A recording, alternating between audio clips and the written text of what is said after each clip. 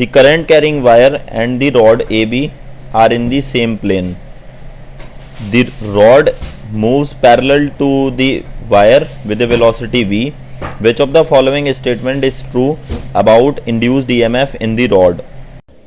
So now in this question, just to solve it, redraw the diagram like this, and we have a rod like this and velocity is v.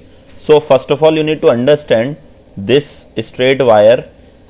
So suppose if I take an element at x distance and the thickness of this element is dx, then from this wire this element dx is x distance away, and because of distance is changing, because we know that for a straight wire magnetic field is mu naught I by 2 pi r, so which is inversely proportional to the distance, right? Because of that, if you take this element, if you take this point, if you take this point, different magnetic field will be different. That means this will not be the case of uniform magnetic field. This is non-uniform magnetic field. So, and the direction will be, of course, if you take this point, any point on this dx element, then of course this has to be the end to the plane, cross, because field lines will enter from this and will come out from this point like this. Okay, certainly this is gonna happen. So if this is gonna happen, then I can write a small de. That de is a small EMF generated in this dx segment, which will be b v into dx into sine 90, because of course this is into the plane and v, so this will have 90 degree angle, right? So that means this will be bv into dx. This is the value of de.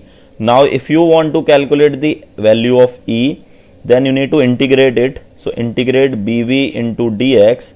So for integration you need to put the values. Okay, so here this is de, integration of d. So integration of d from where? We are starting from the point A and going up to point B, and here we know that if you talk about this dE element, this small element of dx, of course this will be plus side, this will be minus side, because of course current will flow in this direction.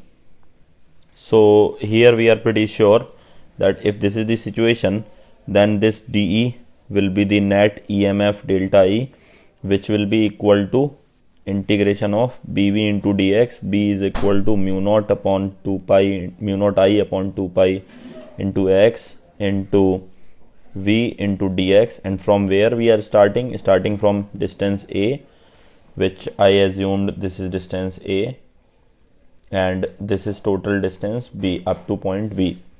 So this will be a to b. Mu naught I by 2 pi into v is constant, which will be outside, integration of dx upon x from a to b. So if you put the values, you get mu naught IV upon 2 pi into ln x, and if you put the values you get ln x, and then the value mu naught IV upon 2 pi into this will become ln b minus ln v. Now using the property of logarithm, so IV divided by 2 pi into ln b by a. So you can see that this is the positive end and this will be the negative end, and of course as you can see that this delta E is coming out to be positive. How?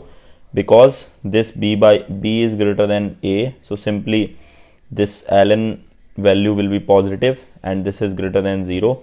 That shows delta E is greater than 0. That shows EA minus EB is greater than 0, or else it shows EA is greater than EB. That means potential will be at A higher and potential B will be lower. So simply option number 4 is our right choice. Okay.